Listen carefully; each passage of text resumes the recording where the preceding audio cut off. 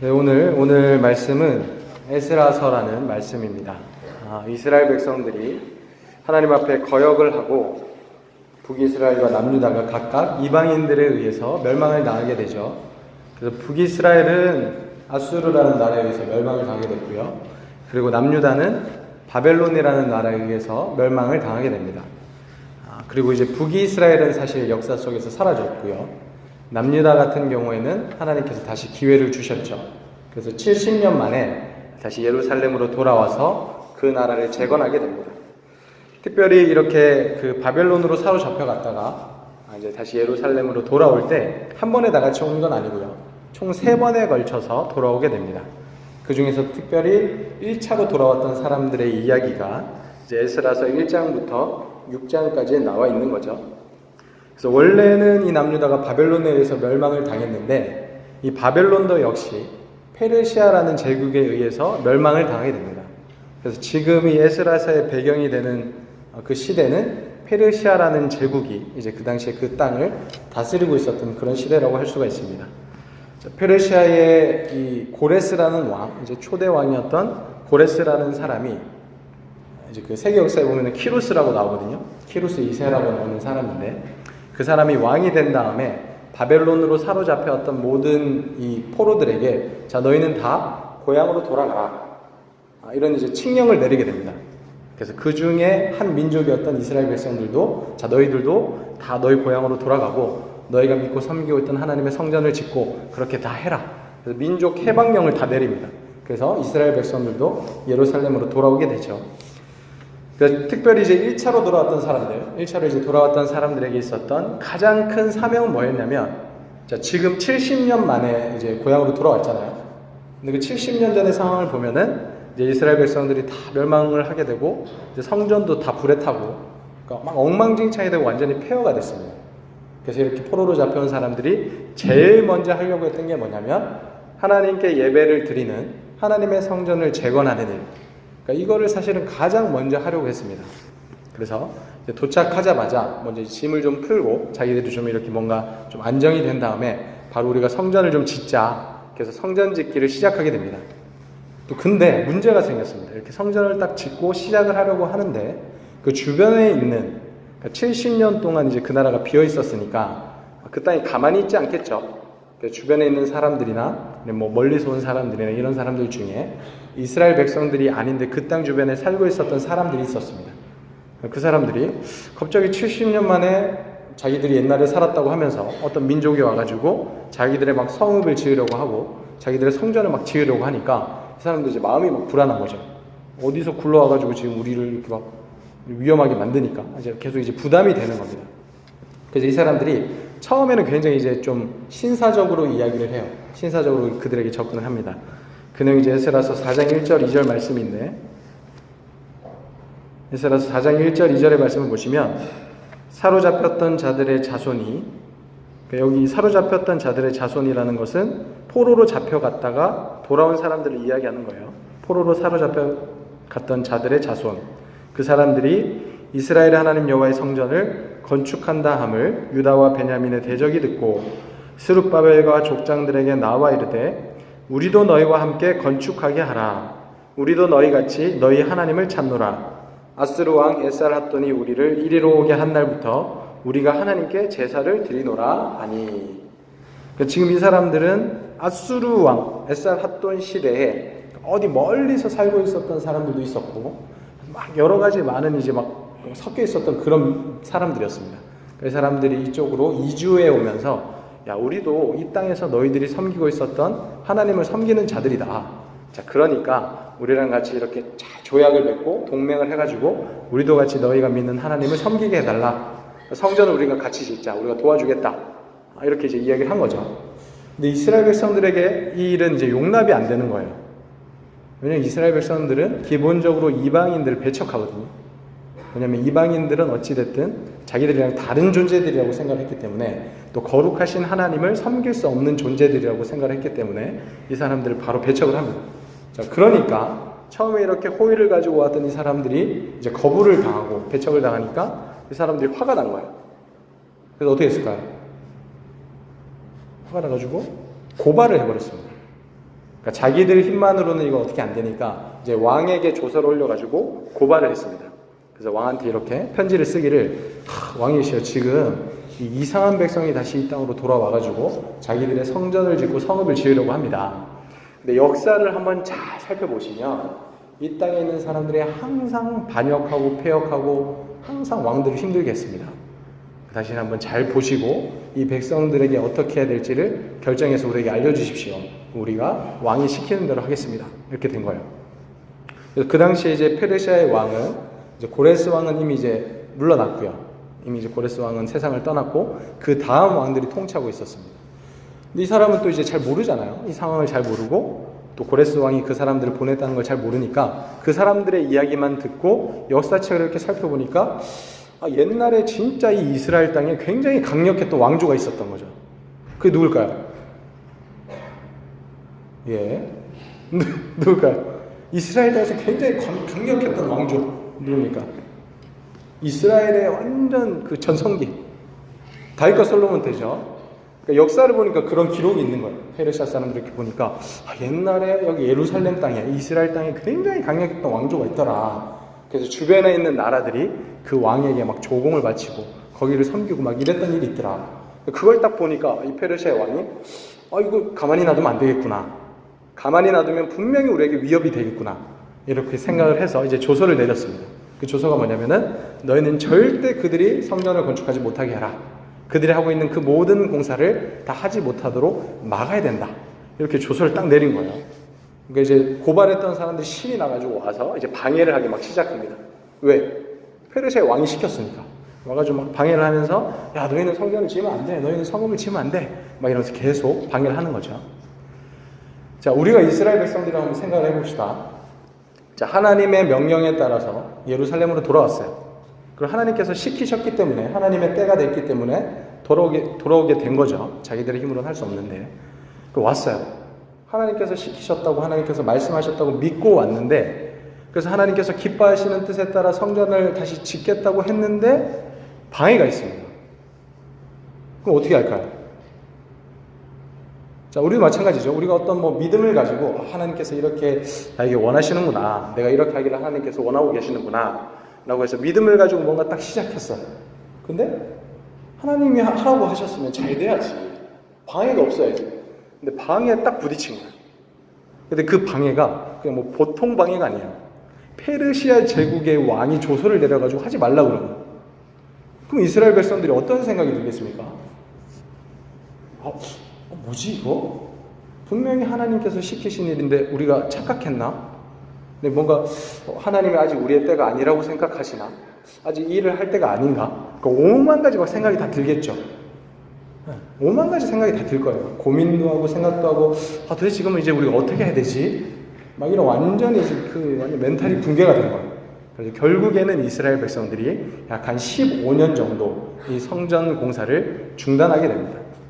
이런 방해가 있어서 이제 그 믿음의 행위들을 금연하게 된 것이죠. 이게 참 쉽지 않은 일입니다. 그렇죠? 우리가 뭔가 믿음을 가지고 하려고 했을 때 방해가 있고 시련이 있었을 때 참 어떻게 해야 될지 참 쉽지 않습니다. 여러분도 그런 경험이 있었는지 모르겠는데 저도 이제 살면서 여러 가지 믿음의 시험들이 있었습니다.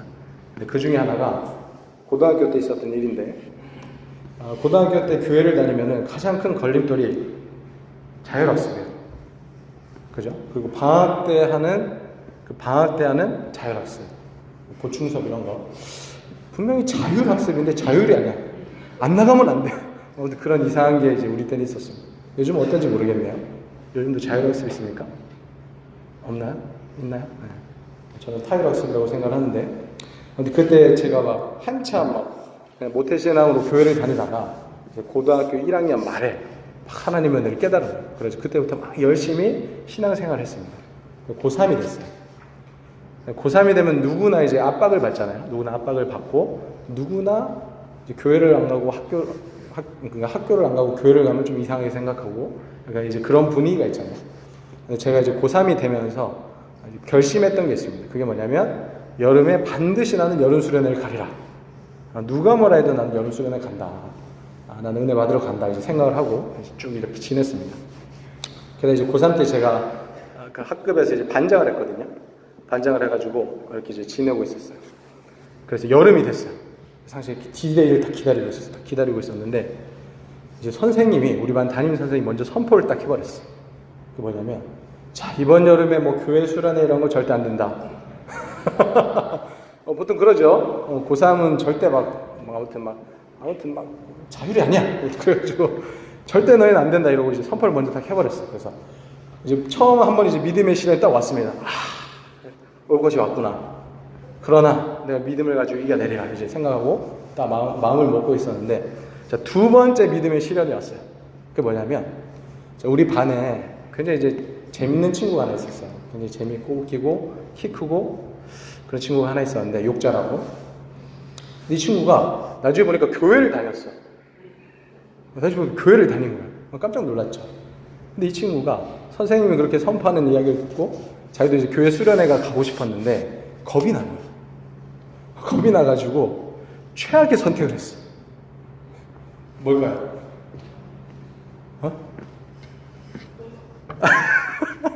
똥을 왜 쌉니까? 그건 아니고 선생님한테 얘기를 안 하고 교회 수련회 간 거예요. 그래서 이제 갔다 왔어. 갔다 와가지고 선생님한테 엄청나게 혼났어요. 뒤지게 혼났습니다.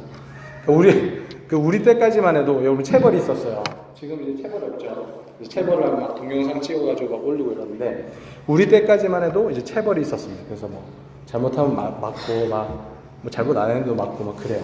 그리고 우리 학교는 분위기가 어땠냐면 윤리 선생님이 계신데 제일 욕을 잘했어. 윤리 선생님이 욕을 제일 잘하고 국사 선생님인데 다음날 아침에 와가지고 술 냄새 풀풀 풍기면서 수업도 안 하고 아니 학교는 좋았어요. 학교는 굉장히 제가 사랑하고 좋았는데 재밌는 선생님들이 있었어요. 그리고 세계사 선생님 어땠냐면 세계에 대한 얘기는 하나도 안 해요. 맨날 들어오면 자기 가족 얘기만 해요. 그래서 제가 세계사 성적이 굉장히 안 좋았어요. 네. 아무튼 뭐 그런 학교를 제가 다녔습니다. 그 고3 때 저희 담임 선생님이 수학 선생님이었는데 이 선생님이 딱 그 인상을 딱 봐도 뭔가 약간 이제 불교스러워요. 그런 분 있죠? 약간 이제 귓볼 크고 약간 딱 그런 게 딱 풍겨. 그래서 참 자비롭게 생기셨다 이렇게 생각을 했는데 나중에 알고 보니 이제 뭐 고등학교 다닐 때 요럴 때 불교 학생회 회장 뭐 이런 거였어. 그런 분이 지금 교회를 가지 말라고 이제 수련회 가지 말라고 이야기를 했는데 어떤 이 모질한 친구가 선생님한테 얘기도 안 하고 갔다 와서 엄청나게 맞고 핍박이 더 심해진 거예요 지금. 나는 가야 되는데 걔는 괜찮아. 걔는 벌써 갔다 왔거든. 근데 나는 가야 되는데 아직.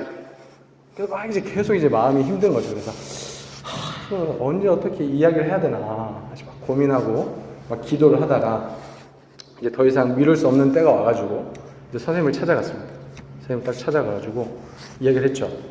선생님, 제가 여차저차 해가지고 교회 수련회를 좀 가고 싶은데 좀 갔다 오면 안 되겠냐고 이제 마음을 단단히 먹고 갔죠. 막 욕먹을 가고 막 맞을 가고 이제 다 하고 갔어요. 다 하고 갔는데 선생님이 그래 갔다 와 이러는 거예요. 쉽게 너무 쉽게. 그래가지고 그때 이제 제가 깨달은 게 뭐냐면 이 나에게 있는 이 두려움, 나에게 있는 이 그 부담감 이런 것들이 정말로 이 상황이 만든 게 아니구나. 그러니까 사실은 내가 만들어낸 허상이구나. 그러니까 이런 생각이 들었어요. 사실 가기 전까지는 굉장히 두려웠거든요. 굉장히 두려워가지고 내가 이렇게 이야기했을 때 선생님이 어떻게 반응하실까? 또 그런 반응이 나오면 나는 어떻게 또 대처를 해야 되지? 그러니까 이런 여러 가지 많은 생각이 있었는데 그러니까 그거는 내 생각이었던 거죠. 그러니까 그 사람은 그렇게까지 생각을 안 하는데 나 혼자 그냥 두려움에 빠져가지고 나 혼자 막 벌벌벌 떨고 있었고 말하는 게 그렇게 힘들었다라는 것이죠. 근데 대부분 보면 우리가 그런 두려움에 빠져 있는 경우가 많아요. 그러니까 실질적으로 진짜 환경이 그렇지 않은데 내가 내 스스로 두려움을 만들어내고 허상을 만들어내가지고 안 되겠지. 이렇게 말하면 저 사람이 날 싫어하겠지. 이렇게 이야기하면 내가 어려움에 빠지겠지. 그러니까 사실은 우리가 뭔가 믿음을 가지고 행동을 할 때 그것을 막는 가장 큰 요인은 뭐냐면 정말 환경이 아니에요. 그러니까 그것 때문에 생각하게 되는 나 자신의 두려움인 거예요. 그래서 그거를 이겨내지 못해서 말 한마디 꺼내지 못하고 그래서 믿음의 행위들을 못하는 경우가 많이 있는 거죠. 그러니까 이스라엘 백성들도 마찬가지였습니다. 이스라엘 백성들도 갔어요. 그 땅에 갔습니다. 가가지고 성전을 지으려고 했어요. 그러니까 방해가 왔죠. 그러니까 방해가 왔습니다. 근데 그때 이스라엘 백성들이 자기들의 막 마음속에 막 엄청난 많은 생각들이 든 거예요. 이게 하나님의 뜻인 것 같은데 이렇게 방해가 오면 우리가 어떻게 해야 될까? 이거 만약에 우리가 더 하다가 저기 페르시아 제국에서 막 군대를 보내가지고 우리를 치면 어떡할까? 그럼 우리가 어려움에 빠지지 않겠느냐? 그러면 우리가 중단하고 나중에 좀 때를 본 다음에 나중에 하자. 나중에. 지금은 때가 아닌가 보다. 그렇게 그냥 자기들끼리 자기 머릿속으로 자기 생각으로 그런 것들 만들어낸 거예요. 그러면서 1년, 2년, 10년, 15년까지 계속 미뤄진 거죠. 그래서 하나님께서 보고 계시다가 도저히 안 되겠다. 그래서 막 학계, 스가랴 이런 선지자들 보내셔가지고 너네 지금 뭐 하고 있냐고.